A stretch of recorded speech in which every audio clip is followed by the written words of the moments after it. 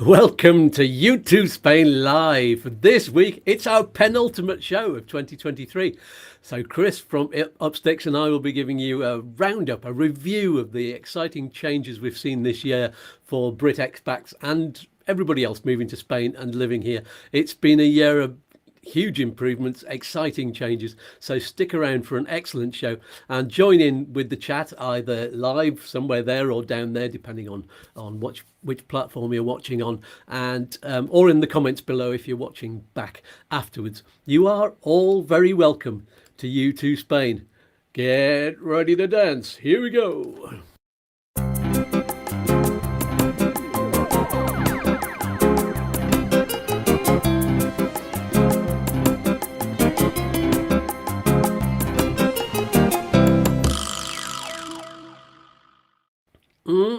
Groovy, baby. The music seemed to be a bit wobbly there. Sounded like Dalek music. I'm all excited about Doctor Who. Anyway, right.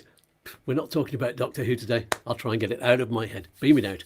Right then, just before we get chatting, don't forget to visit YouTooSpain.com, the website. It'll be there on the screen all the way through and easy to find. You can find loads of articles on there, resources, specialists and links that you need for your move to Spain and for living here. And you can sign up to the monthly newsletter, which comes out on the 1st of each month.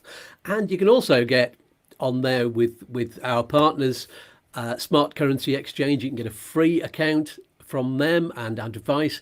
They've got a really great service called Fixing a Forward Exchange Rate for you. They're specialists in that and dealing with property also. They also have the loveliest people to help you, and Jack Wiggs is one of them. He will be back on the show fairly soon in the new year. Use the link below to get in touch with them. It doesn't cost a penny and it helps YouTooSpain too. It's a win-win-win with a cherry on top. There it goes.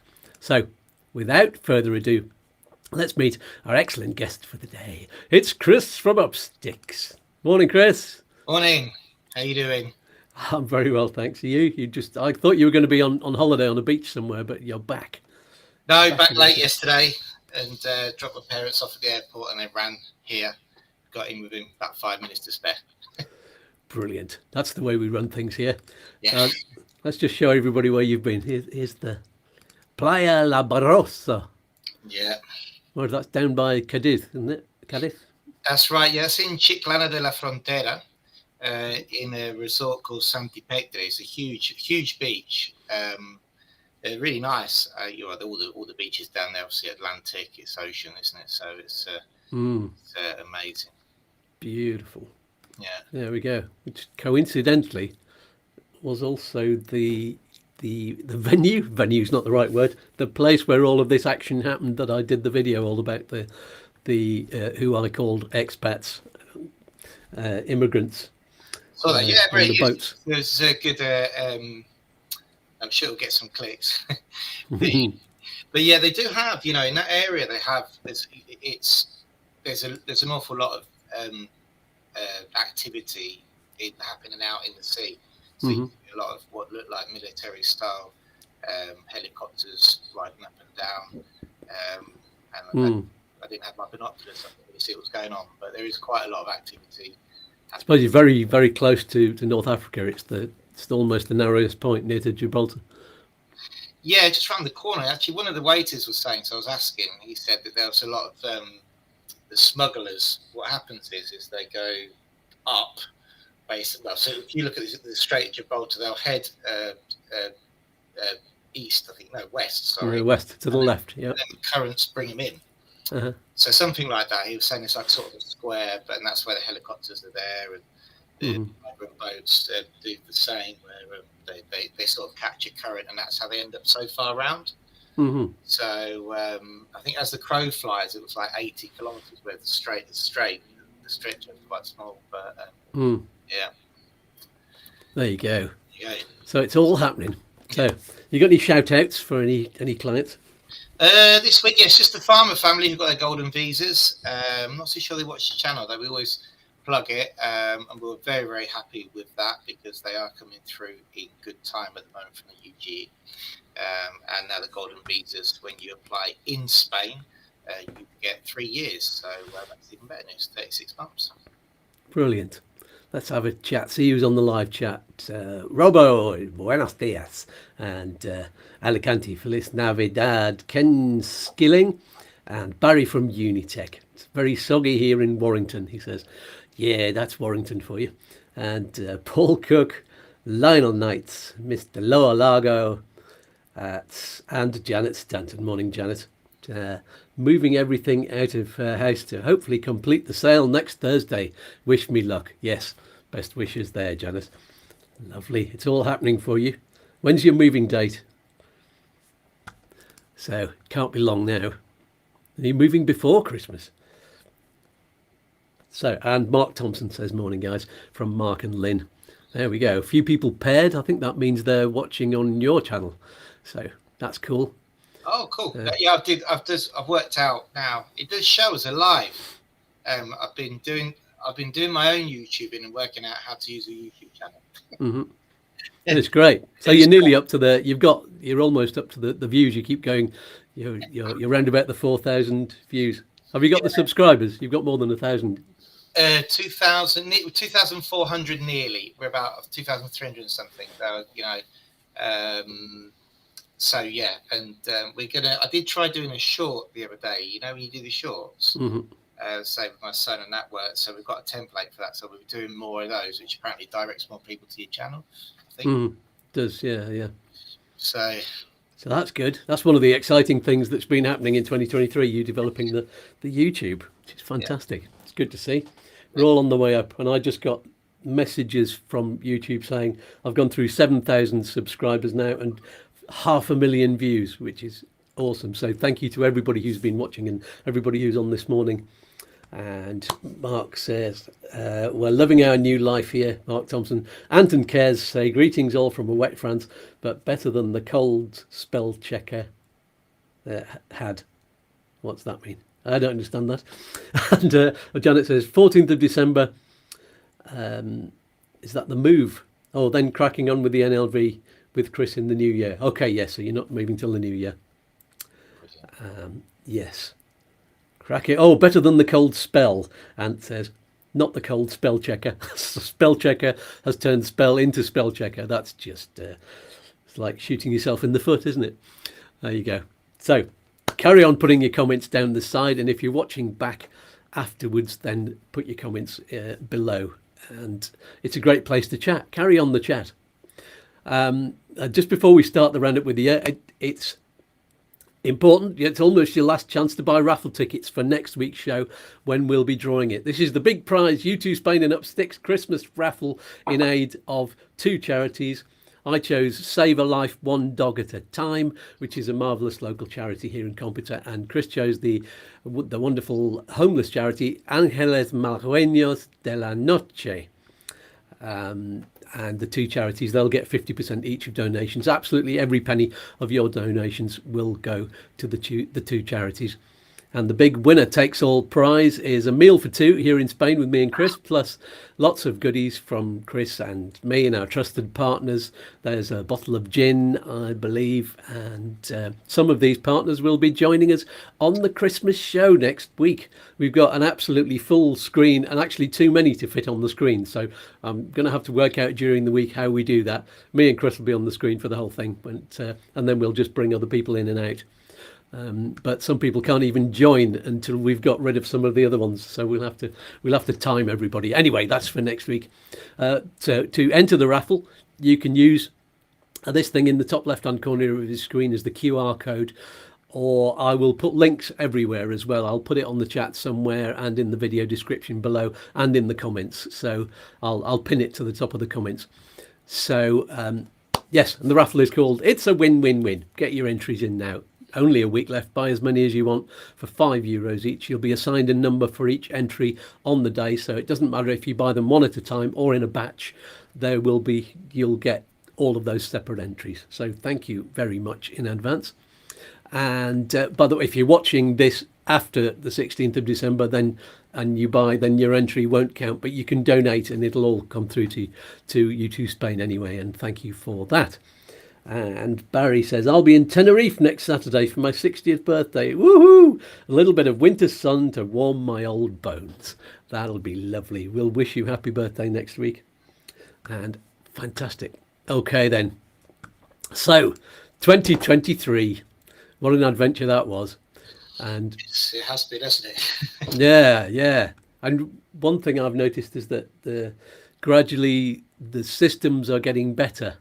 And I think BLS is a big part of that. I'm going to show you pictures as we go along of various thumbnails, they call them, the ones that advertise the videos on the YouTube channel, so that you can see. And if you want to go back and watch them, then you'll know what to look out for. So, yeah, tell us a little bit about the BLS while I bring that on screen. Yeah, I mean, well, as you know, the BLS offices have been introduced this year to handle the Spanish visa applications, and yeah, in general, it's a very good thing. It's been a bit of a rocky road to start with. So you know, London kicked it off with no actual appointment system, and then that's changed. Initially, you had to call them, and now you can actually get it online. So it was a bit of a every time they start a new process, they seem to open the office and worry about it afterwards, you know. But now that's working extremely well. Edinburgh, again, when they opened, very good reports. We had the very first client go through there, John McClue, watches the channel. So he was the very first NLV. And talking now, obviously they do handle other visa applications, but we generally talk about, you know, the May 1 NLV when you move into Spain. And then obviously the last people to come on board were Manchester. Now Manchester, they changed the office address almost immediately after starting. London have just changed their office address as well. I don't think Edinburgh will, because their office is extremely adequate for the volume that they've got. But what it does mean is, after a bit of a hectic year and you know, some clients which have been, again, groundbreakers, going expecting to go to a consulate and ended up in this new office, going into 2024, it looks like they're all set up, ready to rock and roll in their offices and handle the appointments. And looking at the appointment booking systems, at the moment, everybody is able to get an appointment the following week for the offices, which, going back through the shows, if you know, even this time last year, that there was always worries about when will documents expire, you know, stuff like that. And now with the website, which is still an awkward website to navigate, but have actually got rid of some of the restrictions for foreign IP addresses, for example. Oh, okay. Excellent. That's improving as well. What we've been doing initially for people, because they do a photo verification, which means we can't book on behalf of people, but what I do sometimes is a screen share where people help them and just jump on the system and do it that way. But that is becoming, they are improving that as well. So, I mean, positive news from the BLS offices going into 2024 in terms of the availability of the appointments and where people go. Excellent. Yeah, that does seem to have been a big improvement, and there's all this knowledge coming through, and this is one of the things we do regularly on the show, isn't it, on both of our channels. Let me just give your channel a plug, showing all of the, hang on, what's going, I can't share anything there. Let's get that up on screen. I've got a picture of your very own YouTube channel. There we go, which, as you can see, I can't see it very well from there, but you've got all of these updates that you do on a regular basis. Now, I can't read them, it's too small on my screen, but yeah, you do these absolutely regularly, and you do these little sort of 5-minute live things, don't you, where you're in place. And they all come off the back of I'm hoping to do a lot more. So because I do these off the back of sort of FAQs when clients ask questions, because we use them a lot in our email templates and stuff as well. So what's that video you've got there without the thumbnail? I can't see it. What's the one on yours?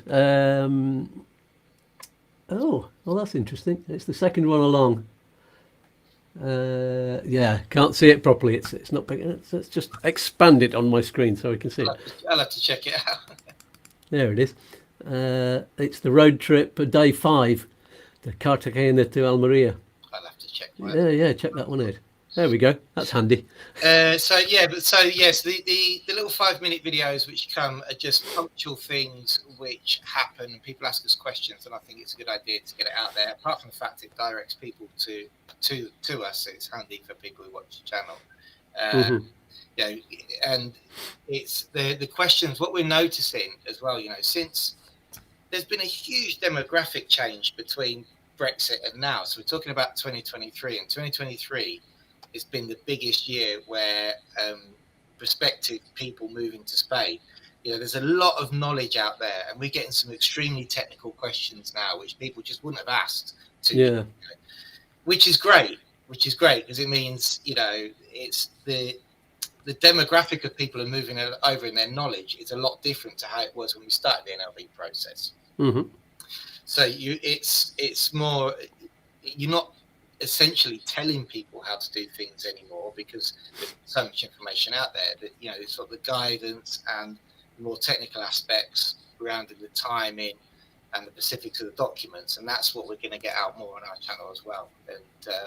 And it's quite fun, to be honest. It can be a headache, but it's as things change with the offices, they all have theirs. We know the nuances,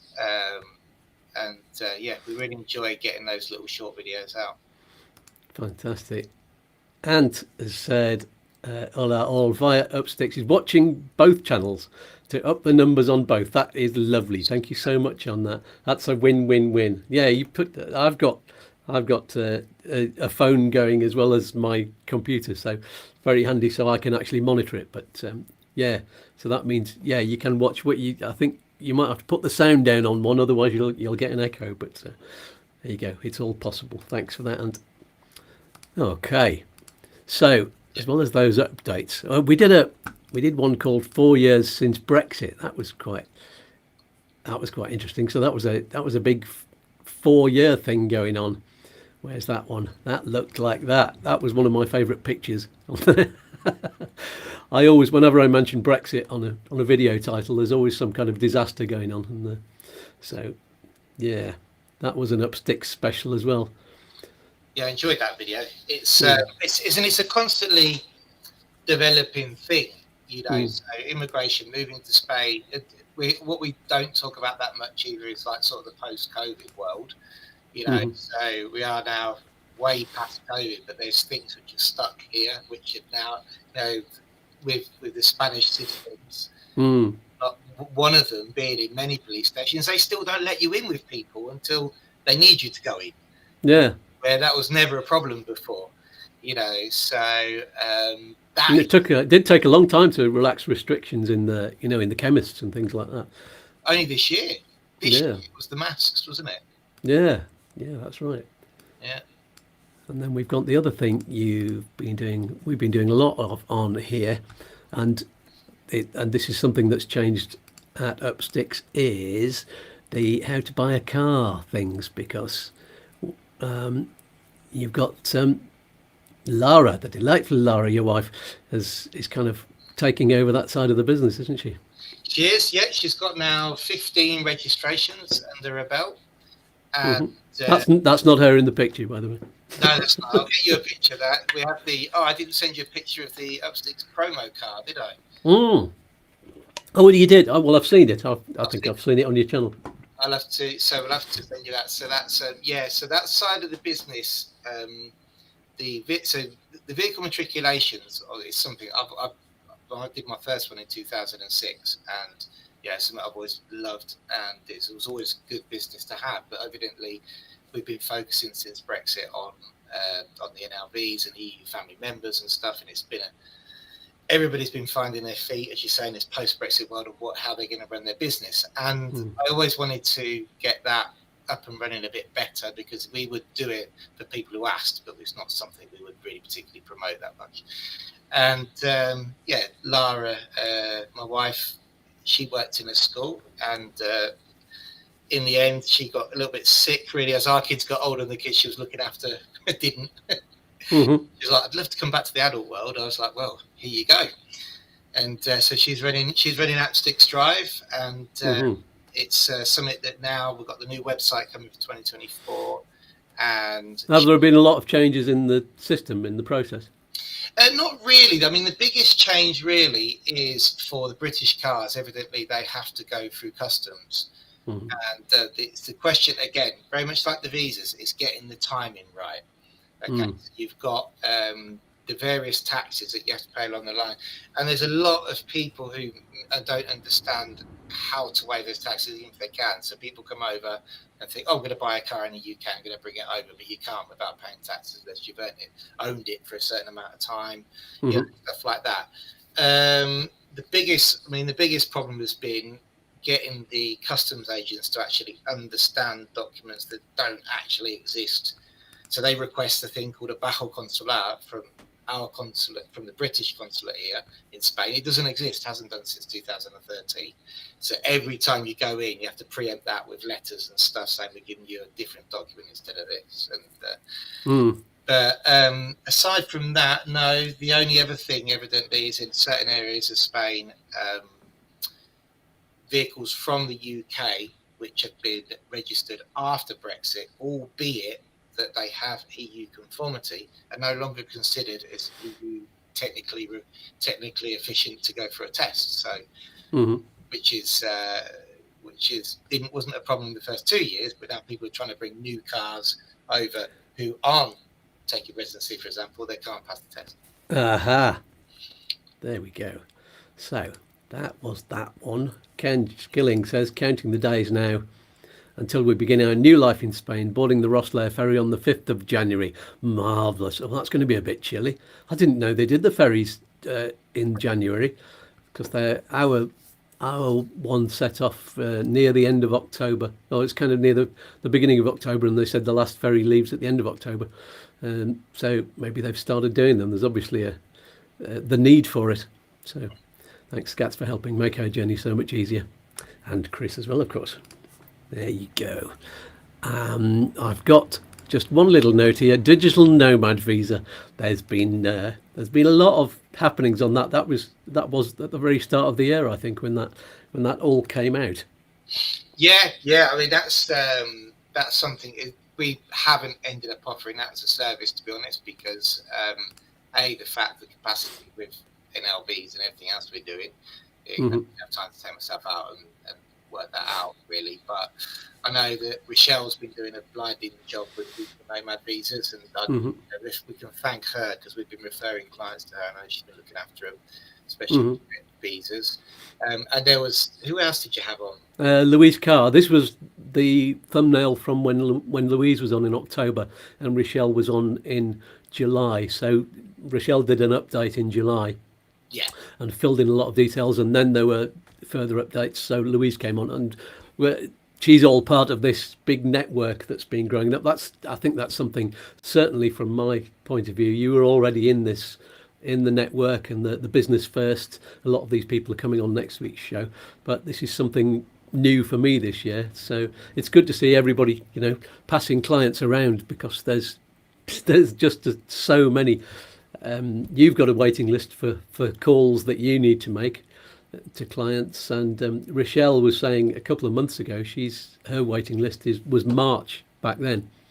No, it's fantastic, because I mean, everybody's, again, the way that the businesses have developed this year is people are focused on specific service products. I know Rochelle said she was specialising in digital nomads from Britain, I think, and then she was also referring to Louise. I think on the other side, we've got the Just Law, the lawyers, which when something comes into us, which maybe doesn't on a work platform, for example, over there, she understands the self-employment visas and stuff, so we always refer back to her. Then there's other people for things like arraigo, so people who might have been here illegally for 3 years now want to get the arraigo social. You found that there's all these pockets now of people who are specialising in specific subjects, and it's great. At least if they do come in to our network, that we can put them in the right hands if we can't do it ourselves. Mm-hmm. It is brilliant, isn't it? Yeah. And yeah, we've got somebody for everything. And now I've got Lucia, the other Lucia. There's two Lucias, and she is a lawyer up in Barcelona, which is handy because a lot of the people that we know are in the south, really, all the way down from Valencia, right the way down to Cadiz. Really, that's the edge, and Huelva. So it's good to spread around the country.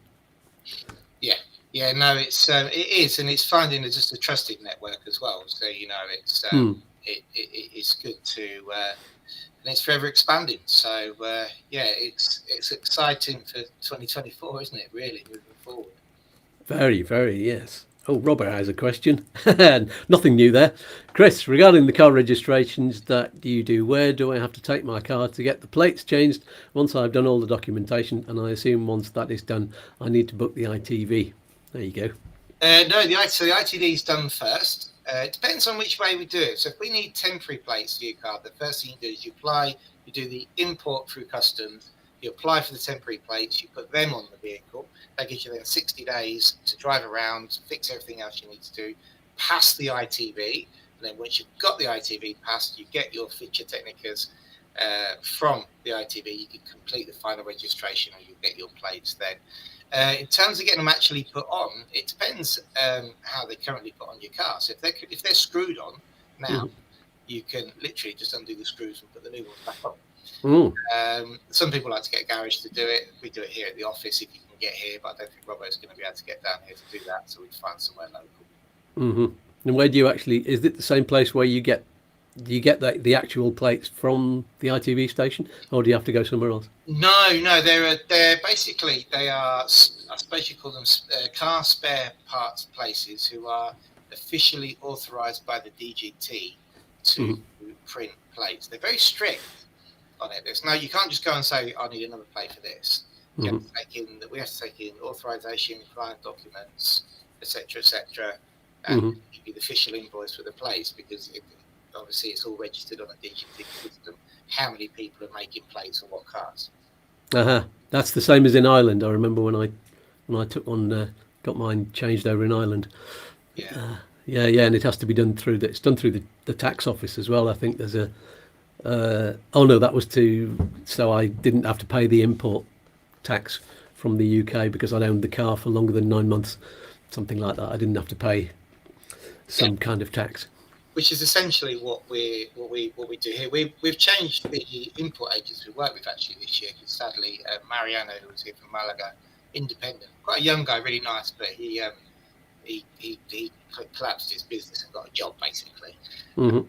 So we've started working with a firm in Barcelona who work on a national level, and so far so good. They've been great. We have a client, a manager there, so what they call an account manager. Contact them, and with Malaga, Almeria, Valencia so far with them. So touch wood, that will continue. That's handy.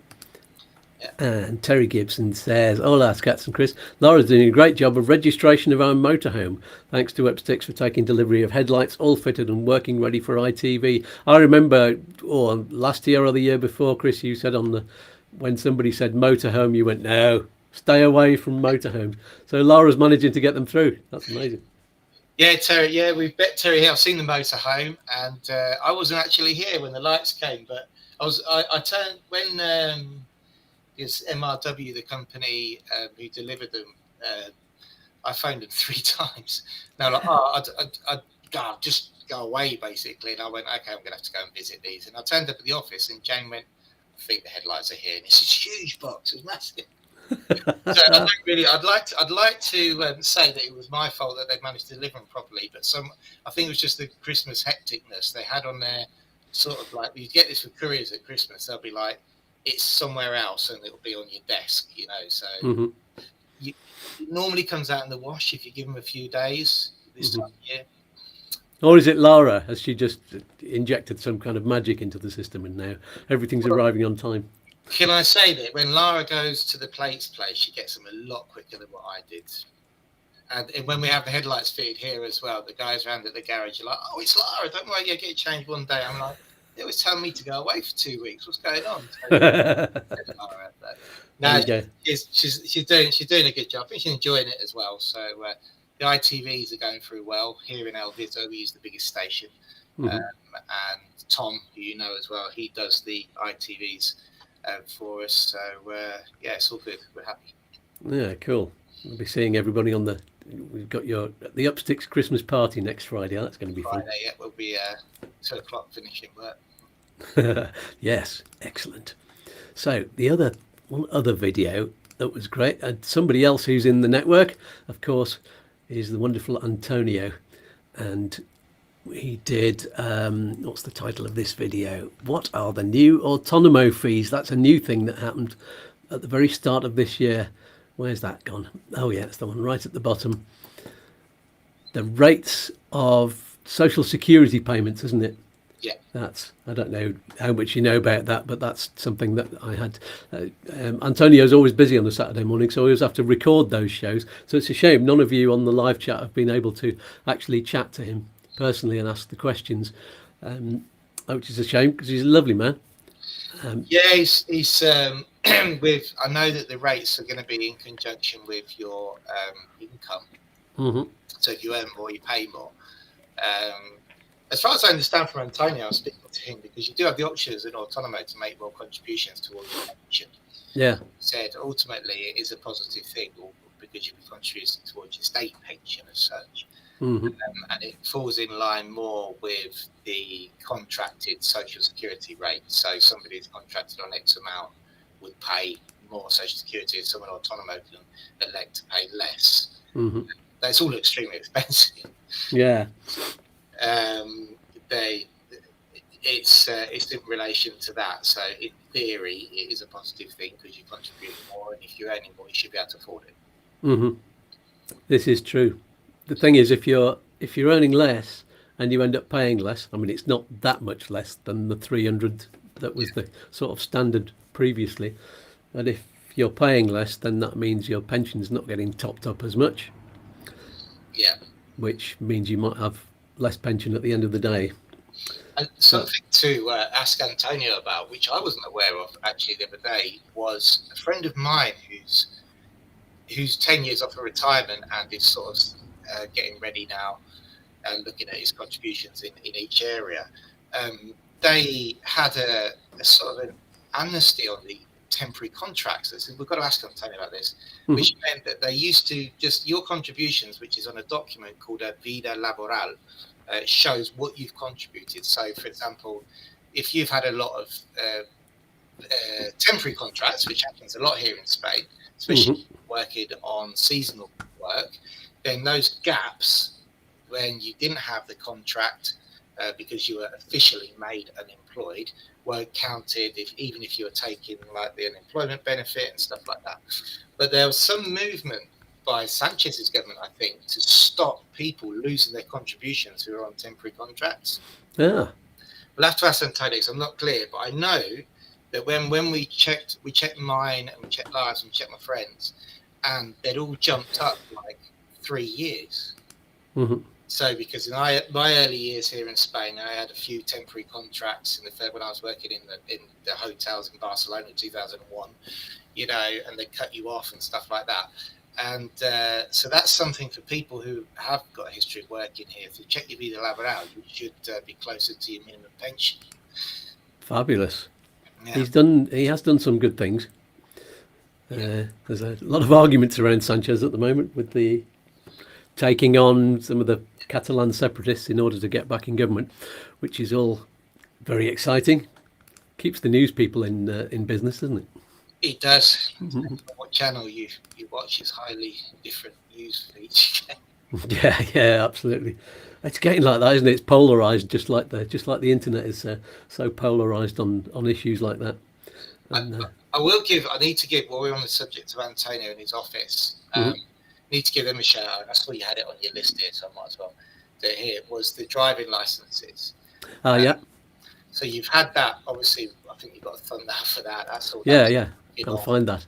And, but when that happened, we got together with Antonio's office and said, right, okay, well, we've got loads of people want to do it. You work directly with the DGT,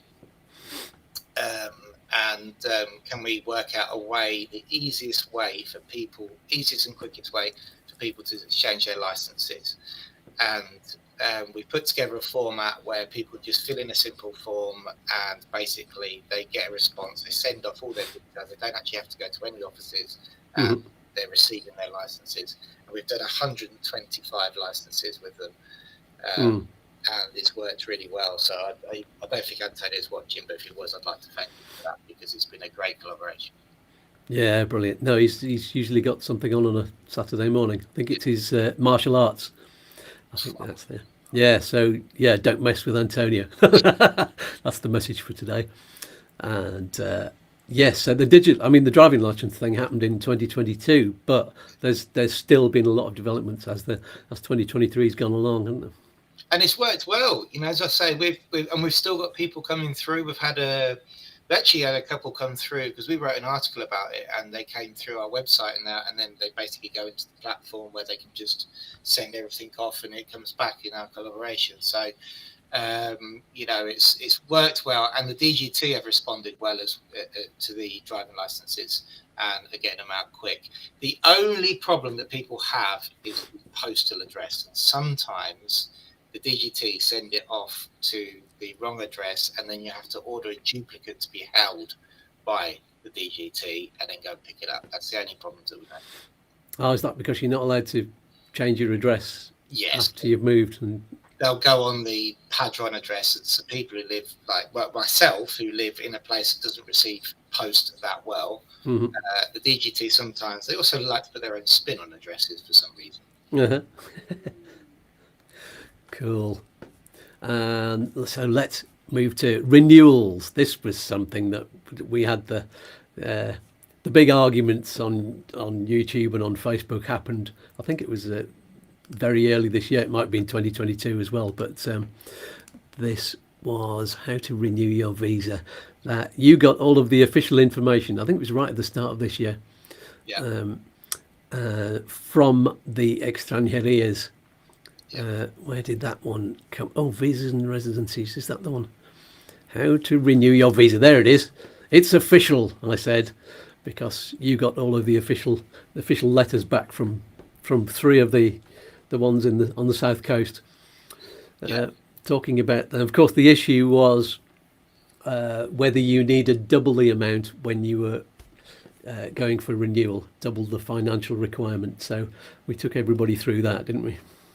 That's right. Yeah. So, I mean, there's some, and I still to this day stick by my guns on what's needed for the renewals. To be able to, as we said, the very first thing is to be responsible and tell people not what you can get away with, but what you actually need to guarantee it. Yeah. And that came from a confusion where passive recurring income is different to renewable savings. Yeah. So, and with many people just using savings for the renewals, evidently we spoke about them needing to have 24 months worth of e-prem. And then people with passive recurring, how to prove you've got that passive recurring, the fact that if you meet that minimum requirement, you don't need savings to top it up because it's counted as double. And then obviously you've got the people who combine both. So there's people who have savings and passive recurring. So, I mean, the good news is that the renewals, there's two things. The bad news with renewals is they are taking so long. Some of them are taking 4 months to come through.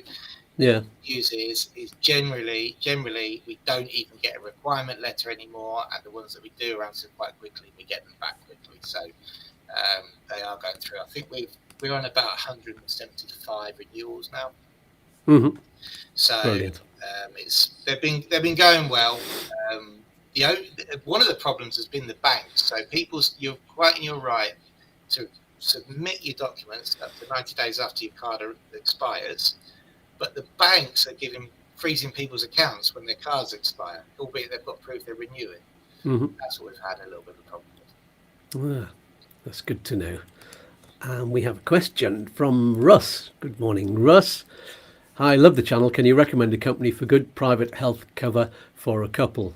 Well, I can recommend a very good broker whose name is underneath the video. It's Sam at samcampbellinsurance.com. And that's Campbell, CAMPBELL. And so I think I've spelt that wrong on the thing underneath. Anyway, no, I think that's right. So yes, speak to Sam. She's brilliant. She's one of the ones in the network. She was on my show 2-3 weeks ago maybe, and you'll be seeing her again on next Saturday's show. There you go. Morning from John McClue. And Ant is saying, how did the works do in Malaga go? It was in Marbella. Yeah. Our network, dude, that was good. Yeah, absolutely, yes. Yeah. I was the last man standing, or I wasn't standing very well by the end of it. I think I actually sent. I think there was, after you and Lara gave up the ghost. Yeah. I think we went to one more bar with Lucia and her husband, and when we left, I was staggering off, and she was a bit worried that I wouldn't be able to find my hotel. So she said, "Send me a message when you get there, so that we're not worried about you." And I woke up the next morning, and I'd put it on Facebook, on my Facebook page. I'm back at the hotel. So yeah, that just proves, and that was 5 o'clock in the morning. I posted that. So wow, I don't know. I think I got back in about 2:30, 3. So wow. Yeah, it was a great evening. Real good atmosphere, nice food. Yeah. So it was. I really enjoyed it. It's nice at the end of the year to actually, because everybody's all year you're like that, aren't you? So it's nice just to chill out. Yeah, and of course we've got your one on Friday. That's brilliant. We will. So we will. Shall we go to the halfway point? This stage, that'd be good. Yes, why not? We'll have a short break, and we'll move on to any of the other developments that we've had this year. There's still a lot.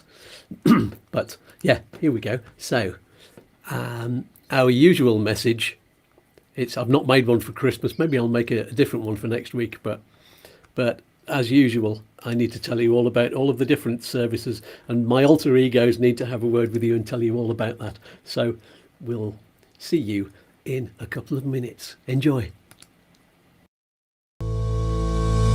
This show is very helpful to you, isn't it? And you're enjoying it too. Then click on the thumbs up, you lazy colonel. I don't have any thumbs. You can use your nose, Doogie. And don't forget to subscribe as well. And rub on the bell for notifications while you're there. It's all free. Information is valuable. I need a coffee to keep my pecker up. So why not show your appreciation by buying us a coffee or 3? There's a link in the video description below. No! Use the QR code. I own the company, you know. No, you don't, Colonel. It's there for the whole show, sweetie. Just point your camera phone at it. But wait! If you think all the help and information and entertainment you get here is worth more than just a few coffees, you can support YouTooSpain with a regular monthly amount. You're not getting my money! You don't have any, Colonel. You live in a hostel. There's a link to Patreon, where you can find out what extra groovy movies you get by helping out. Oh, I'm all a quiver. One more thing. Get on with it. There's a guest waiting. Goodness knows why. The beautiful watchers are waiting too. And the ugly ones. That's enough, Colonel. There are lots of vital things that YouTooSpain gets you access to. And discounts too. What things, Master? I like things. Well, do you need private healthcare insurance? Of course I do. This gout won't go away on its own, you know. Do you need a visa or residency, sweetie? Do you need to exchange currency? What about finding a property like mine? It's huge and expensive. Just like me, darling. Ah! Or do you need advice on tax and pensions? I don't know what they are. Or do you want a Spanish mortgage? Or a discount on getting documents translated and apostilled? Or a lawyer to sort you out? I didn't do it, wasn't me. Do you need a lovely little app for learning Spanish? How about finding the best mobile phone provider? Buy a YouTooSpain t-shirt. It's a win-win-win. You can even get discounts on full mouth dental treatment and get a new smile just like Scats. Smile! All of the links are here, down below, sweetie. If you can't find them, ask me in the comments. Are you finished yet? I need to go and kick some servants. He's not a very nice human. No, he's not. But let's get back to the show, shall we? Back to Scats in the studio. That was my line. Oh, stop being beastly and be a good little boy. I am a good boy. You are, Doogie. Back to you, Scats. I am a good boy. I like Doogie. Shall we have Doogie on the show next year? No, not next year. Next week. I think we should get him on live. And yeah, so thanks to Walter and Dick and the Colonel. Need to go and kick some servants. That's my favourite line. So where were we? What else happened? Let's move. All the way back up here again. We've talked about the digital nomad visa, driving license. Oh yes, is it now easier to apply for? This is something that you don't do that Rochelle does a lot, I think, and also Louise Carr. But it's changing over from the non-lucrative visa to the working visa or self-employed visa. Is now slightly easier. I think there was a rule change earlier this year which said if you're applying through when you're in Spain. Mm-hmm. Yeah, there's so we don't do them, so I don't know. It'd be great if anybody who watches the channel could give us some info and let us know how it's going. Because I still haven't seen any successful ones come through, to be honest. But I know that it is easier for people who are here actually on an NLB, then they kind of sort of skip that have to qualify from outside the country, as a highly qualified person. They go into the normal, shall we say, work categories. It's extremely hard to get a job if you're an EU citizen, so let alone the commitment from a company to give you a contract which allows you to do that. But it would be very interesting if maybe we could have an update from clients or even Rochelle on that one.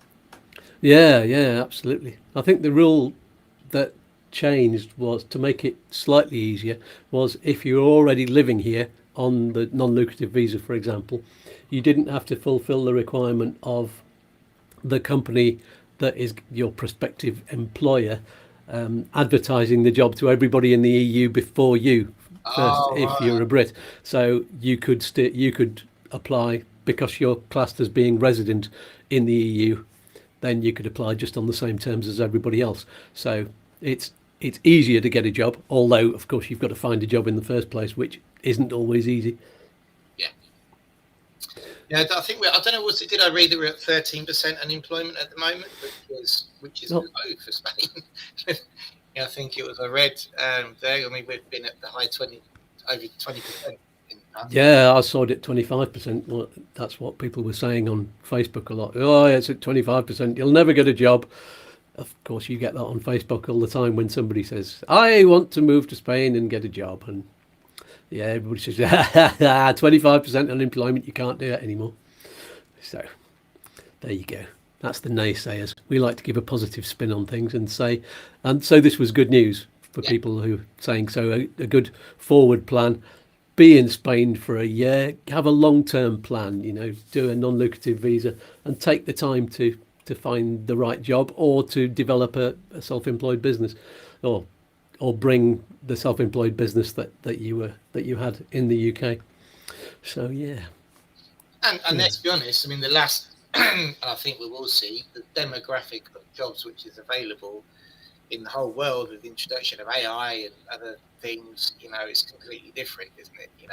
The market in Spain is different. We've got here, and we've got the technical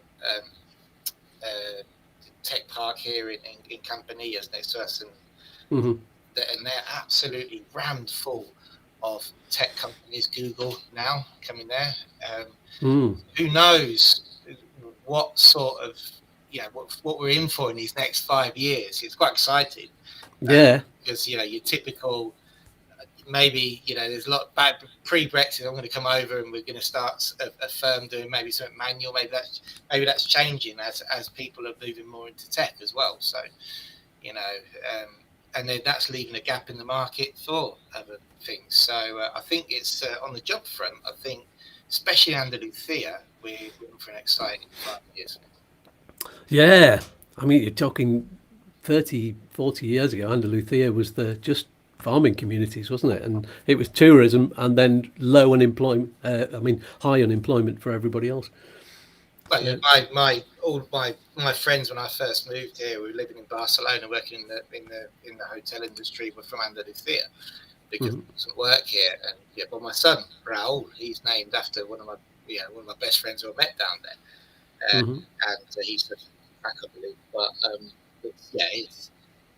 it's changing. It's changing. Like when our kids go to a public school here, and there's loads of parents who work like Oracle, for example, outside of French people come over to work. Okay, they don't have a third country national passport, but we know there's people come from the States to work there.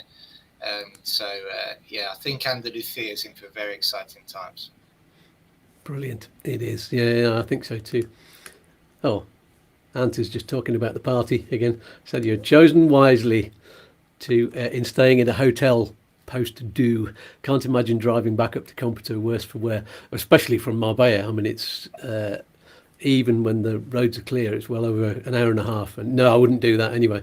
And I think maybe the fact that I was staying in the hotel contributed to the amount that I had extra.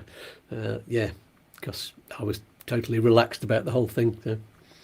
Yeah, we stayed as well. We didn't come back to Malaga. We were not, you'd never want to do that. So luckily we found that parents could babysit, so that was good. And John McClue says, going up to Murcia to pick up our TIE card next week. Cheers, Chris. John, who evidently was the trailblazer in Edinburgh. Yes, of course. Yeah. I think I had a photo. He sent me. I've got a photo here somewhere. I stood outside, and it was. Is that BLS, the BLS, first one in? Yeah, first one in. Well done, John. So it's a big move for John, and being the first one as well. Fantastic. Excellent. Ant says, how's the script working out today? Yeah. Script's all over the place because there's so much happened, and all I've got is kind of a few notes and loads of pictures all over the place of what we've done. So we're just winging it this week. We'll try not to go on too long. I could take like 3 hours on this, but there's other things to do. There's a Christmas to celebrate. So let's move on to the S1. That's something that has changed a bit this year, hasn't it? It has, yeah. So I mean, the S1, people are moving with the S1 and successfully. The good thing is with the S1 now is that if you call them on the phone to order it, they're sending them through via email, which means that albeit that you'll get an original sent out to you, you can send that to us and we can start the pre-registration process here. We call it pre-registration. It's not actually pre-registration. It's a full registration with missing documents because you can't do it, but you need that document to get the consulate. We finalise that once people are here in Spain. I mean, again, how's it changing? Now what's changing is that people's main concerns post-Brexit was, can I use an S1 to get a visa? Now it's, how do I use an S1? So I did a video recently, and we want to focus next year a little bit more on, what happens when we know that you can use the S1 to get a visa. It's brilliant. But what happens when you actually get here? You need to register with a doctor.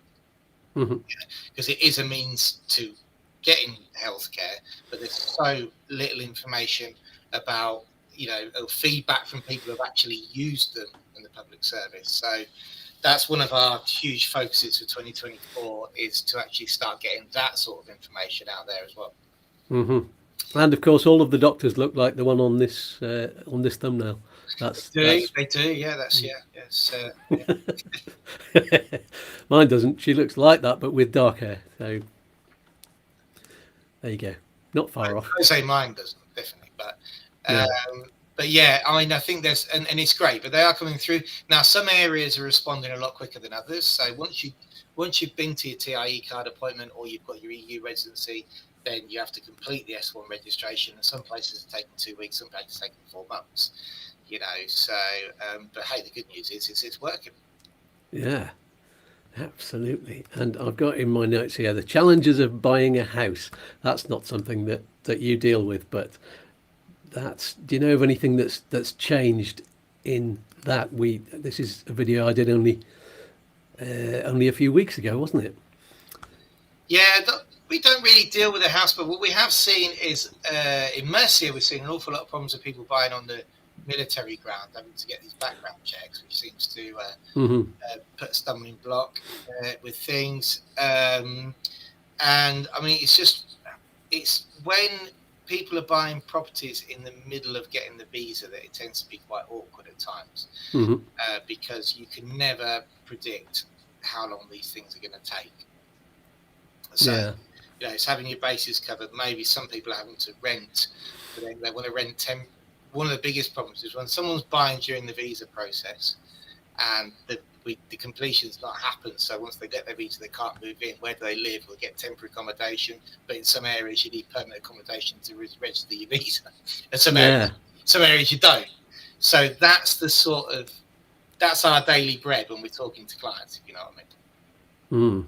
So, and it's the kind of thing where that's where we get involved. But yeah, and obviously the housing market this year just kept going like that, didn't it? And I'm expecting it, hopefully, go down. Yeah, it's definitely not like the 1990s when you could get a house for 30,000 and you know, do it up, and you know, now some of those places are worth $500,000. Yeah, no, it's definitely changed, and but again, that means that people are exploring other areas, you know, in Spain, which is great, because there's areas that may not have had investment and now getting it, which probably annoys people who live there locally because their prices are going up. But... Yes, as always. And it's been continuous development. The first time that I was aware of Spain and coming across from France on a camping holiday, we went along the north coast, and going past Santander and Bilbao, I just took one look at it on the coastline, just looked like crane after crane after crane going there, and industrial parks, and I just thought, I don't like it. I really didn't like it. It wasn't until we got about halfway along the coast when it turned to green and mountains, and I thought, well, you know, I like that a lot, but it was raining even in the summer up there, so there's a lot. I mean, if you're here in the Costa del Sol, there's so much development going on at the moment. I don't know how, with all this, I mean, if interest rates are as high as what they are and borrowing money costs what it does, I'm looking at all this going on and thinking, you know, where's this coming from? It's crazy. It obviously is. Yeah, there's obviously still money about. And I know that Brits are still buying properties even in spite of Brexit. And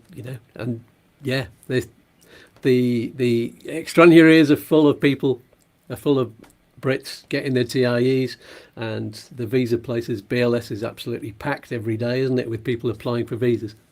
Yeah, I sent you that photo, didn't I, from our client Wendy, who gave some great intel. She was sat in the office and said, "I'll take some photos for us in the brand new London one," which means I'm going to do a trip in another video now, but at some point. But it was packed, and also other nationalities. I mean, one thing with getting the cars on board again and having Upsticks drive is like we're getting.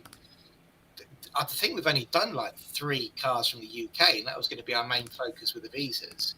And everything else is we've had from Serbia, through Rochelle, actually, I have to thank you for that one, through the network. We've had Latvia, from Belgium, and it's all people moving here. We haven't quite found us, and we're actually doing an Italian residency next week for somebody who came in through the car route.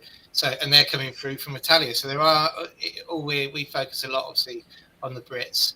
But there's a lot of other nationalities moving as well, again, because they are working digitally.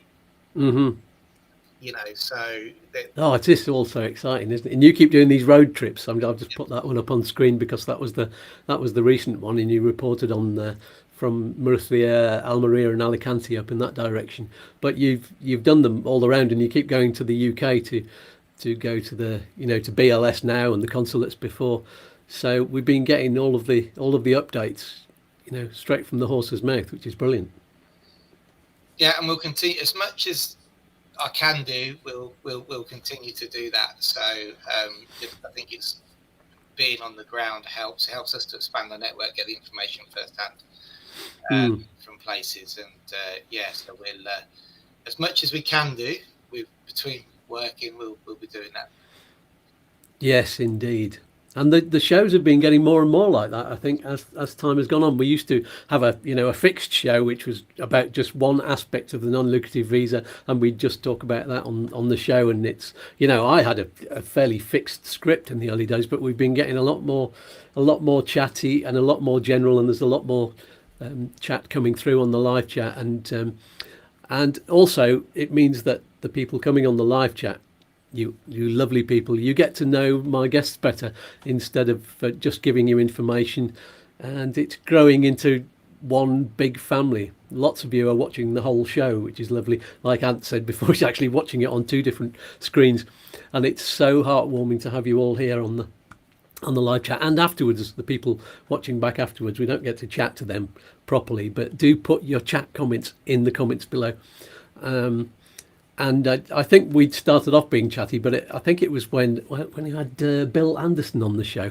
Where's his picture? I've got to put him up there. He is... You introduced me to Bill, didn't you? Yeah, Bill's a great guy. I met him through business first, and we did a lot together through Brexit. And he's, there he is. 8-time author of books. His last book is extremely funny.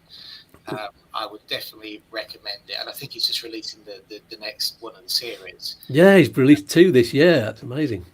Really funny. I haven't got to the end of it. I've got to about halfway through it because it's like time to read and all that. But I've read some. I read some this holiday break I've just been on, and it's very satire. But it is funny from coming from Bill's perspective. Someone who's lived here for a very long time, knows both angles. Been, the first, I think, British councillor in UCAS, and he's also very good when it comes to the Spanish community. It's a great sort of book to read, to understand. Yeah, and he's a fabulous raconteur, and I think that's made me want to do chat shows more, really, and more of these general, and finding out the personalities of all of the guests. It's wonderful, and I think next year there's going to be more of those chats which are just general, talking about people's experiences of moving, and I think you're doing that on your channel as well, aren't you? Yeah, definitely. That's what I want to do. So I wanted to do basically a podcast. That's what I want to do. Obviously, I want you to be on there as the first one. That'd be my plan. Absolutely. And again, it's all time constraints because we do have to work as well. And this is, I think it's more, and as you know, in these videos, if any, I get excited when people talk about the requirements of things change. So, and I love talking about that. But we can still do that, as I sometimes delve into it now and then if someone's got a question. But people now, as we say, are as interested in making sure, not just getting here, but making sure they've got the right area, what are other people's experiences up to renewals. I mean, we're going to come up next year, we're going to be doing the second renewal for people. So there's people now looking at the permanent residency, which seemed something which was a million years away, didn't it? 2 years ago when we first started these shows. Yeah. So all this experience, this post-Brexit experience, let's say, basically is all coming into play now. And it's a different world, and I think it's great just to get it out there. Absolutely. Ant is saying, we really enjoyed your recent 5-day road trip, Chris. And as you're a big foodie, it would be great to see the Menú del Día you dine on too going forward. That would actually be a good road trip to do. Just try and go around for a week doing Menú del Día every day. Although I'm not sure you can get them in some places. I know here you can't get them at the weekend. Well, I mean, you can't get the weekend, but that's another thing that's happened in 2022, 2023. Yeah. We lost the Menu del Dia here in Spain. People say you didn't, but we did. When I first came here to Spain, nearly 24 years ago now, it was Menu del Dia was a staple part of everything you did if you worked. Mm-hmm. If you worked, if either your work provided you with the food, or you would go for Menu del Dia. Right? Mm-hmm. Now they don't do. There'd always be a bottle of vino and gaseosa, especially in Catalonia. You wouldn't have that now so much. But and when we had the economic boost here, and everybody found themselves with quite a bit more money, before the collapse in 2008, we seemed to lose it. It became a little bit of a actually I can afford a menu, not Menu del Dia type thing. Mm-hmm. Shame. And then when the economy collapsed, we didn't really see them. And now for some reason, we're seeing these resurgence of all the restaurants doing a Menu del Dia, like where we're going to go next Friday. We have a different one, but they do one every day at €10, and I just feel it's come back a lot more, and it's absolutely fantastic. It's and people are putting their own spins on it as well. So if you can get out into any of like the barrios in Malaga or the big cities, like I did a video where I was in Algeciras. I had a Menu del Dia there for €8. Excellent. Like extra sin alcohol beer, and it came in at like $9.60. It was 3 courses, and I don't have desserts. I have a coffee. Mm-hmm. I mean, come on, what kind of experience? So yeah, we'll try and get more of that on. But I'm very happy about the Menu del Dia's coming back. Yeah, me too. There we go. So, what other shows have we had on here? I got some of my favourite shows actually. One of the most recent ones when we did together the horror stories. Where's this? This was a good thumbnail as well. There you go. Moving to Spain horrors. And that you were on that show, weren't you? Yeah. Yeah, it took. Well, my kids decided to make it. That's right. Yes. Yeah. That was fantastic. We had them running around in the background in the outfits. But that has excited my son Raul to now help me with the channel.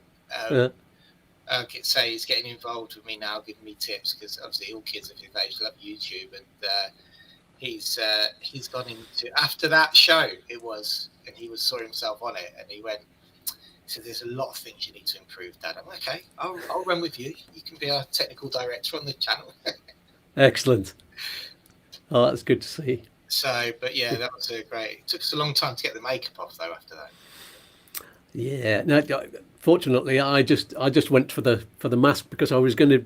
I bought the costume not just for that show, but for a gig that I did, and I thought, if I have to put makeup on first thing on a Saturday morning and then take it off again to do whatever I did in the day and then put it back on in the evening, so I bought this kind of veil mask that just made my whole face black, and that was much better. But it was very hot when I wore it at the gig. I was sweating inside this thing. I had to take it off eventually. So that was one of my horrors. But we had some great horror stories from people on there. Yeah, on that one. It's always good to have every angle. Yeah, absolutely. And one of the things that could have been a horror story for me, as my story, was I finished off what I started in 2022 and had my teeth finished. So that was, I think, February. Those aren't my teeth. Those are pictures from other people from the same dental clinic, Crooke Dental Clinic. So that was something exciting for me this year. Got my smile back. That was at the very start of the year. So I've had nearly 12 months of loveliness with that. And Liz has been on a slightly different journey. My wife, for those of you who don't know, she's had orthodontics done, which is where you get these plastic inserts, and it changes the shape of your teeth gradually. That you get a new one every week, and it just puts your teeth in the right position, because there was nothing actually rotten about her teeth. They were just all jumbled up. So she started that back in November 22, and she's not going to finish that until about February of next year. So her journey was a lot longer, whereas mine was over the course of 2 or 3 months altogether. And that's a long time for what I had done, So yeah, that was one of the big changes for me. and that's what. So one of the other things that came up when we were talking at the business first meal, when it was saying about I recently had an experience. My glass, well, you can see my glasses are still broken. I'm picking up the new ones today. Yeah. And it's like, even after 24 years going to the opticians for the second time now, because I didn't need glasses before, now my prescriptions changed quite drastically. For me, it was a stressful experience speaking Spanish. Yeah. You know, so I was like, I couldn't imagine. It's something that would never cross my mind. Clients, especially of our demographic, we generally have to have retirees who need glasses. Mm-hmm. What that experience would have been like for one of our clients. It really highlighted it for me, because I'm thinking, I speak Spanish and it's stressful because I don't know the difference between these lenses, although I understand what you're saying. And they gave me a sort of a really naff selection of frames to go for, and you know, mm-hmm. that kind of info that I think we'll always expand on and try and get out there, because it just comes into your mind, but not until it happens to you, does it? Yeah, absolutely. Oh, Sean from Expat in Matharon is on. Hi guys, sorry I'm late. That's no problem. I'll have to get back on your channel as well, Sean. I've not. We did say sometime early this year, let's get back on. But I have looking forward to that. Sean for that. I saw my recent video on the channel. Sean took, I think it was 6 hours out of his day from his family to show me around half of Mercia, really. Yeah. I got. There's still 3 more videos to come out, but I did a big one of us just going around, and Sean introduced me to Campbell, so I have to give him a big shout out. Thank you for that. Brilliant. And Bill Anderson is on. He said he had to turn the brightness down on the screen when you smile. Here we go. Here's a big one there. And good morning. He said, good morning, Tom, you both. I think that's just meant to be 2. That's the spell checker. That's causing disasters again. You must have terrible problems with spell checker, Bill. Writing so many books. Do you have to get somebody else to check them? You have to get a human, presumably, to do that. And lots of them.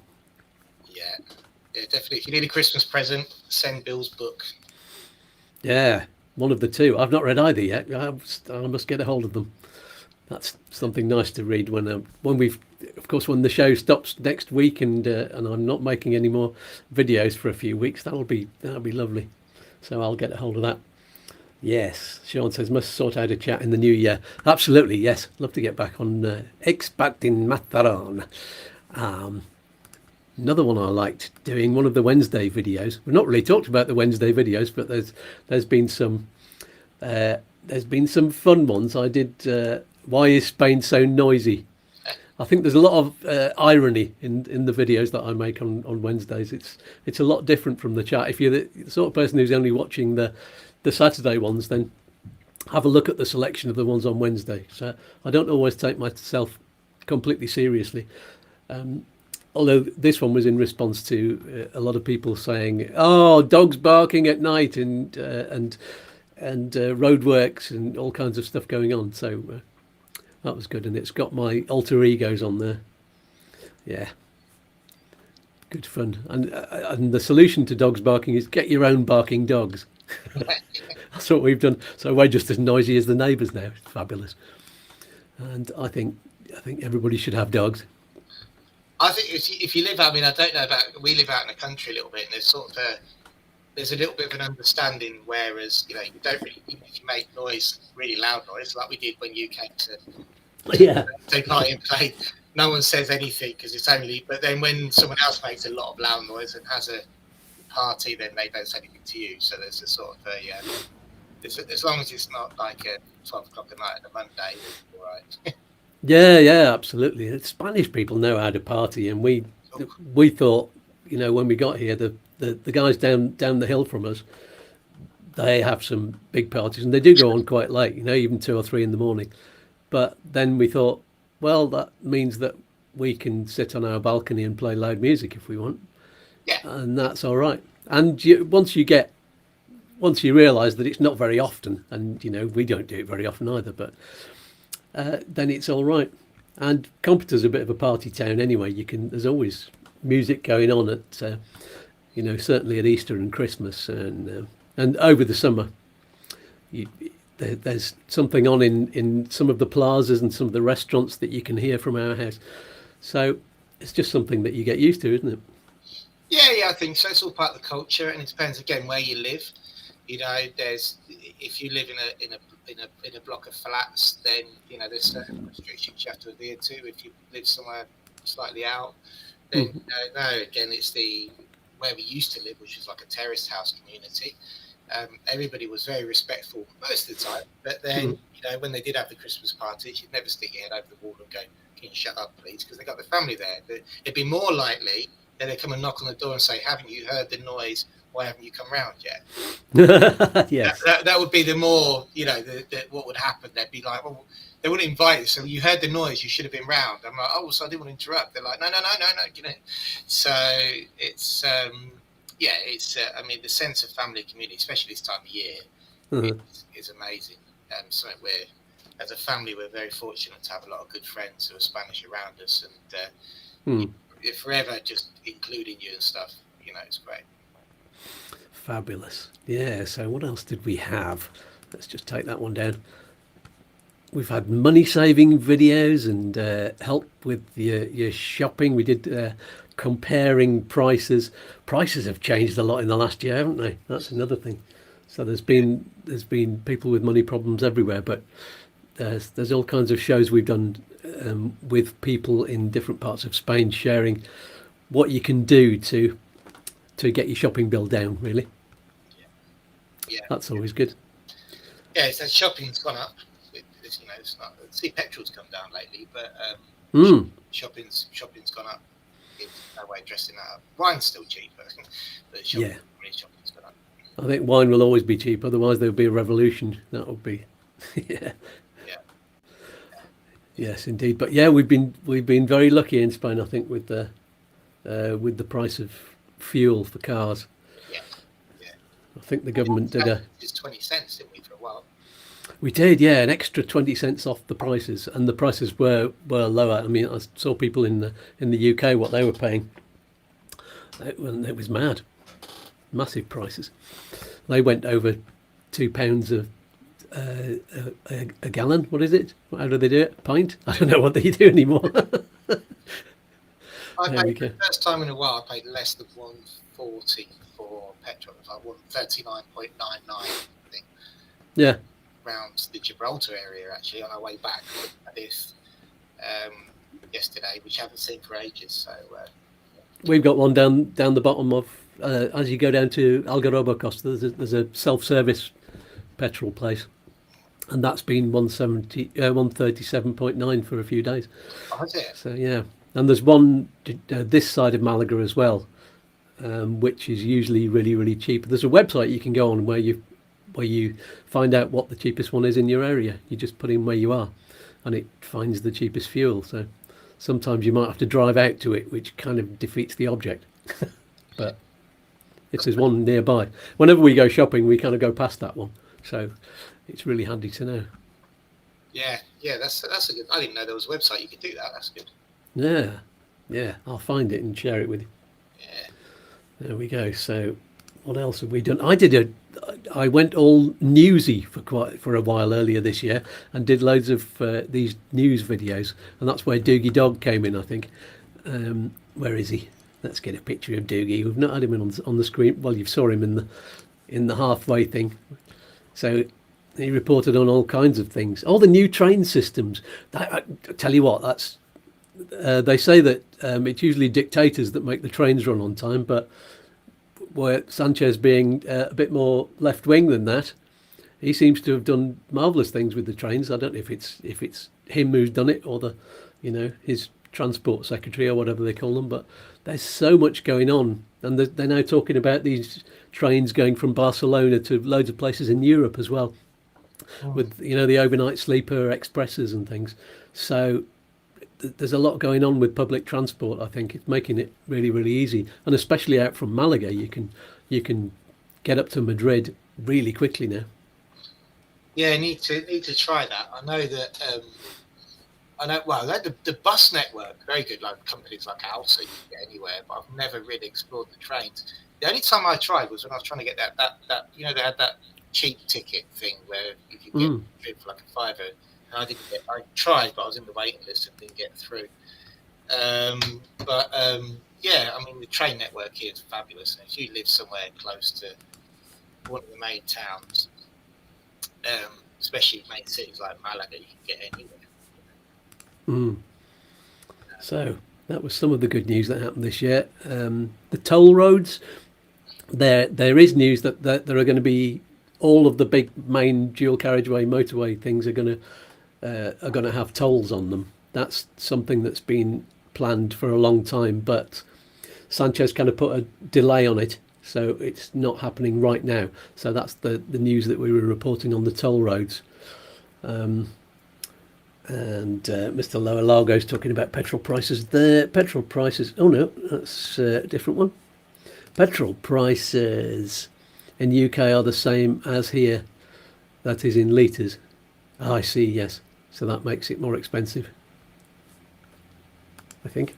Oh yeah, and it says here's the average is 170, 175 per litre diesel. That's at the cheaper shops here in France. We saw 150 in a recent video of yours, Chris. Yeah, I'm getting 140 or less in this area, certainly right now. This is where you've got more shorts things than me. You know, on your channel, I don't really understand the shorts yet that well, but that's something that you can put up on your channel sort of as a, instead of landscape, it's portrait, isn't it? Portrait, yeah. So if I'm like driving home and see something interesting, instead of sit down and make a full video of it, just do a quick 30-second, price today type thing. But yeah, and they're really easy to edit as well on your camera. I'm sort of learning with my son at the moment. We did one, and on Canva, and he was like, right, you've got a template now, but it's not for that. He said, you're trying to do a video in the short. I'm going, I don't know. But anyway, we'll get there. But I suppose that's the kind of thing we've got to explore for 2024. Yeah, absolutely. And they can be huge. You know, one of the most famous YouTubers is Joe Sugg, who was on Strictly Come Dancing as a contestant, as a celebrity. He was one of the first kind of online media people, you know, influencers who went on that show as a celebrity because he had so many million followers. And now he's doing the vlogs for Strictly Come Dancing. He's actually on that show, and there's eventually next year he's talking about, which he's announced on his vlogs, that he's going to be doing a show before Strictly Come Dancing on the BBC, which is, you know, so it's him on camera doing his vlogs as well. But he does these shorts, and he does very short videos, and he's been doing them on his phone and editing them on his phone, and he's been doing one a day. I think he's called it Vlogmas. So it's his Christmas. He's doing one of those every day, and those can be so successful. You know, it's just him chatting to camera. Yeah, so definitely something to explore, because it's. I mean, again, it's. I think as you get more used to it and a bit better with what you're dealing with, it takes less time, doesn't it? But yeah, if it's something that you think is punctual, that you can just get out there quickly, then it's a good way to get it out there, isn't it? Yeah. So that was a new thing for 23, and it's going to be. We'll do it even more in 24. I took one of my videos, which was where there was really short things. I think it was like a top tips or something like that, where every top tip was only about a minute long. And after I'd made the video, I then chopped it into little bits and put them out as shorts as well to refer back to the other video. And that worked really well for one or two of the shorts. I got 1,000, 2,000 views on it. But the other ones just... because not all of the topics were as interesting as the first two. Those ones didn't work. So it can go either way, really. Because you don't want people to look at your channel and go, oh, only 10 people watched that one. Then it makes the rest of the channel not look as good. Whereas if you show them the 2,000 one and they go, oh, that must be good. Because I always look at how many people have been watching on videos to say, well, that must be good. Then if 20,000 or 2 million have watched it, then it must be good. And of course, once you get beyond a certain number down on the bottom of the video, it goes, once you get up to 1,000, it just says 1K, and then instantly you get more people watching because it goes up the rankings, and people can see it as the recommended videos down the right hand side when they're looking. So yeah, that's good. I always had a plan, because we send people a glossary in our little information booklet, but the glossary is the terms that you'd never see, like IVTM for car tax and stuff. Yeah. Stuff to get used to seeing when you come to Spain, but it's not in any Spanish lessons type thing. Mm. And I was like, I could do a series of shorts on them, because I'm assuming that you can just record them back to back and then just time them out, can't you? Yeah. Yeah, absolutely. Oh, I think one of the ones I chopped up was this one, because this was really funny. Holiday complaints by Brits, Yeah. which was basically just, I grabbed, there's some very, very good ones that you can find on YouTube and on Facebook. There's lists of them that have got these brilliant, and I took all of these lists and I put them together in one video, which that was successful. And of course they were all little short complaints with all of my characters, including the one you can see in the picture there. I think that might be the Colonel or Tommy, I can't tell, but there you go. Very successful stuff. And Ant is saying, oh yeah, during the French holidays, public holidays, they always lower the prices for a short time. Do they do that in España? They don't do it in the summer. I don't think so. I don't know. That might be why I got it cheaper yesterday. I don't know. Oh, maybe. I know There you go. they have cheap electricity prices at the weekends, and usually cheaper on a Sunday. We've been looking every single day, because we put our washing in the washing machine when it's the cheapest, you know, and you get it cheaper in the afternoon between 2 and 6, and then it goes up to a high rate when everybody comes back from work. So, but on Sundays tends to be cheaper, sometimes on Saturdays, and on public holidays. Yesterday it was down to 0.02 per unit, which is really, really, really cheap. People in the UK are going to be going, what? That's no way, we never get that. They're talking about, you know, anything up to 50 pence a unit for electricity. It's ridiculous, but we do get it cheaper in Spain, definitely. That's good to know. Yeah, but I don't, but no, electricity certainly, but I don't know about fuel prices. You'd think it would go hand in hand, but I know. That's a good point to look out for. I'll be thinking about that next time we've got the, when's our next bank holiday? Well, next official one's Christmas Day, I think. So that's Yeah, I think so. Yeah, there's a few coming up, and the King's Day.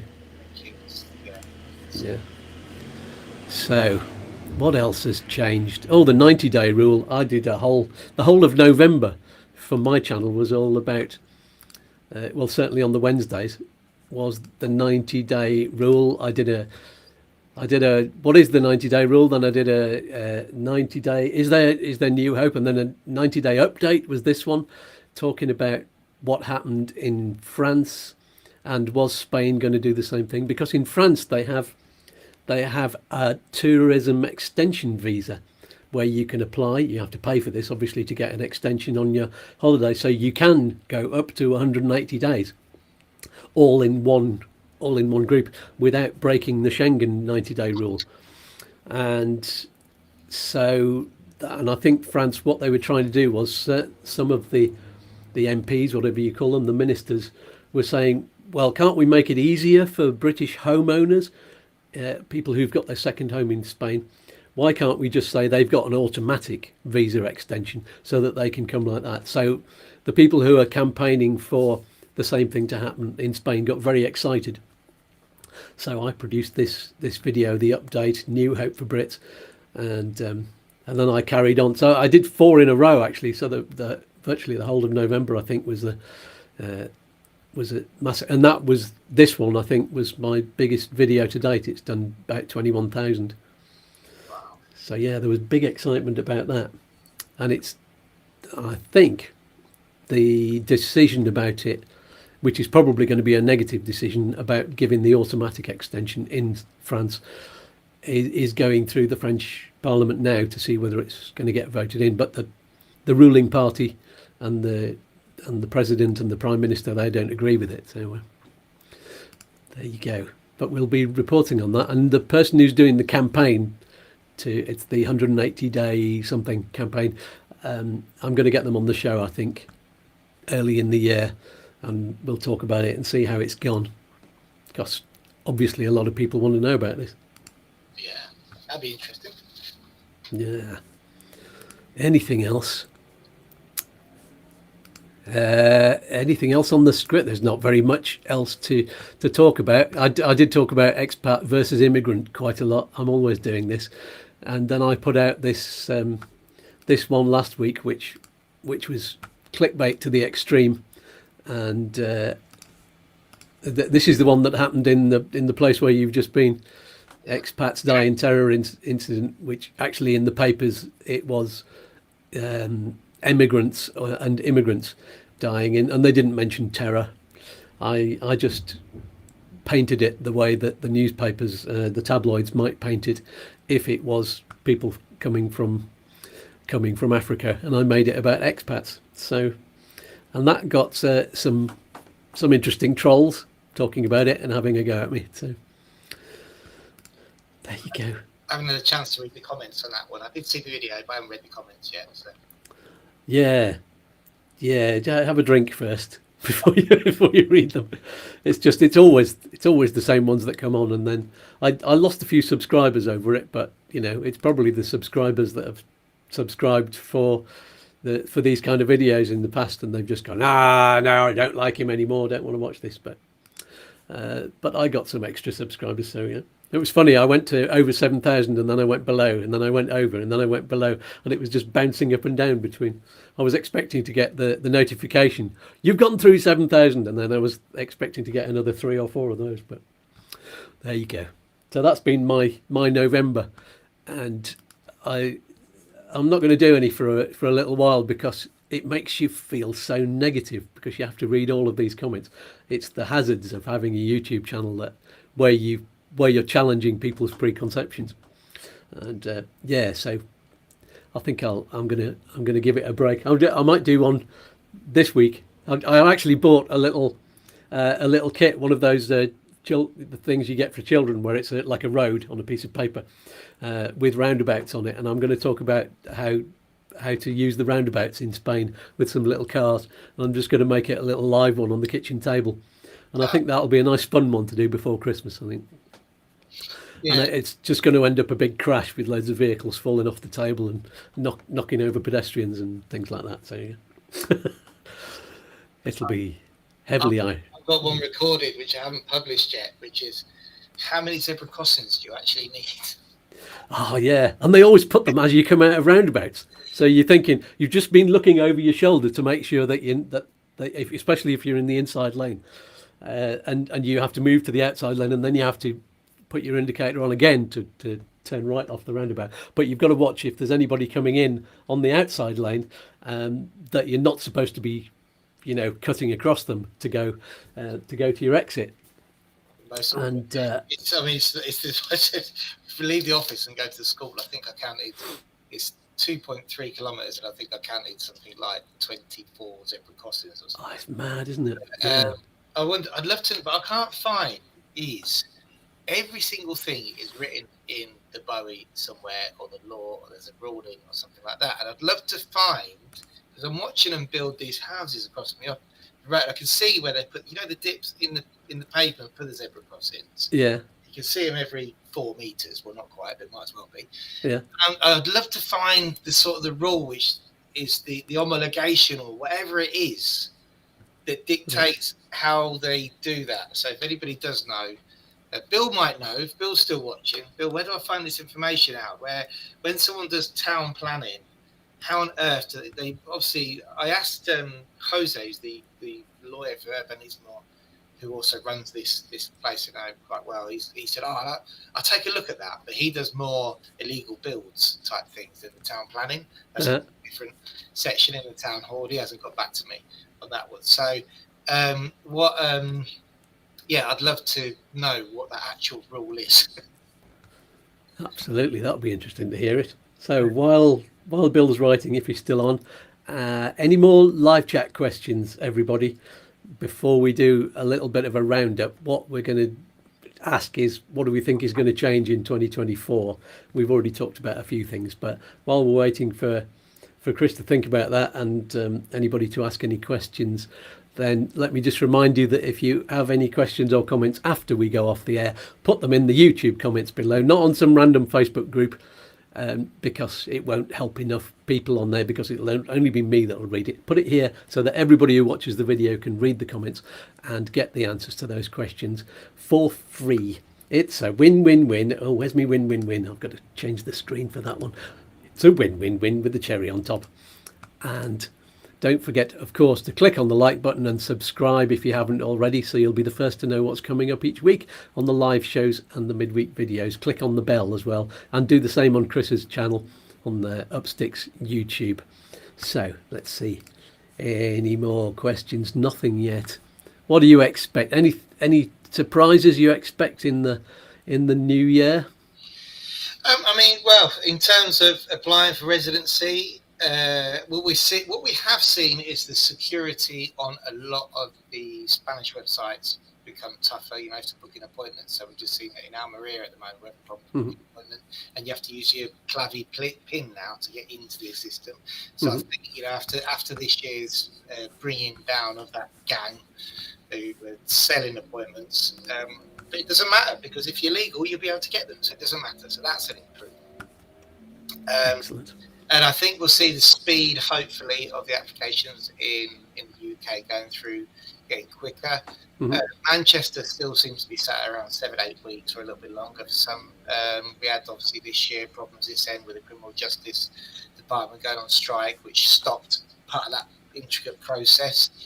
But as for the BLS offices, they seem to be working well, 15-minute appointments. But I think the only thing I would say on that front is that they don't seem to be doing the same due diligence on the requirements as the consulates did in-house. So you have to have they're there just to go tick, tick, tick, tick, tick. Yeah, there you go. So if you, for example, were to take a bank account with not enough money in it, for example, it's quite possible you could get past that first initial visa appointment and then send it to the consulate, and then you'd get the letter to say that this is correct. Whereas the consulate wouldn't even let you make the application. Yeah, so I think that going into 2024, it's a due diligence of being right that first time, because the person behind the desk in BLS is just ticking bank account down their list, you know. Yes. Paul Cook says, thanks for everything you both do. I try and watch all the videos and I've learnt a lot. Keep up the good work. Cheers. Yes. Thank you so much for your positive messages.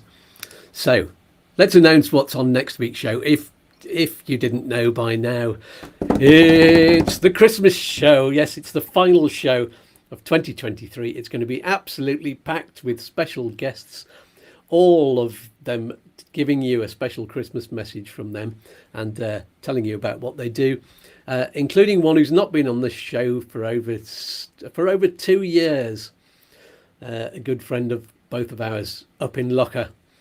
And yes, they all have a message for you. We will, as usual, bring you any breaking news and updates, if there is any, between now and next week, about visas and residency and everything else you need to know.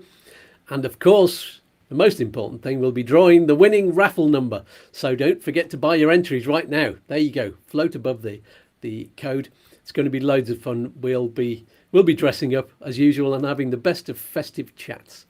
So make sure you join us live for that, and bring some Christmas cake or cookies or whatever, something Christmassy. Port's a good Christmassy thing, isn't it? We've been trying the Fino, we have in Cadiz, they call it, they've got the sherry, they've also got the Fino, which is a sweet wine. Ah. Which they forced me to try, obviously. Oh, absolutely. It's terrible, isn't it? They've got that here in, we have the Computer wine. That's a very sweet one as well. And so you can ask your questions in advance on the Facebook group as well, and over the next few days. And of course, you can do that on Upsticks as well. Yeah, ask. I mean, what I've been doing is, if there is any questions there, then, and if they relate to one of the shows we're going to be doing, I'll pass them on to you. Say, look, check this out. We're going to answer it, because I'm not doing live shows. It's a great way to combine the two channels. Yes, it is indeed. And we'll be doing a lot more of that next year, I'm sure. Yeah. So, thanks once again to everybody who's been on the live chat, and for watching the video back afterwards and leaving comments and hitting the like button and buyingacoffee.com or buying your raffle tickets. I'll see you on the latest helpful video on Wednesday evening, which will hopefully be about how to navigate Spanish roundabouts. And then again, of course, live next Saturday morning for the final show at the regular time of 9 o'clock if you're in the UK or Ireland, or 10 o'clock in the morning if you're in Spain or Central Europe. So everybody give a big wave and a virtual hug and kiss to Chris for being with us for this massive penultimate show. And that's all for this week. Somebody pass around the Roundup cookies. And here's one final message from all of us here at YouTooSpain. Bye bye for now. Bye lads. Bye. Goodbye. Toodaloo. Peace and love. Peas and fluff. Oi oi. Don't do anything I wouldn't do. One more cosmic dance? Alright then. Look mum, I'm dancing. Oh, I'm all a quiver. Let's dance.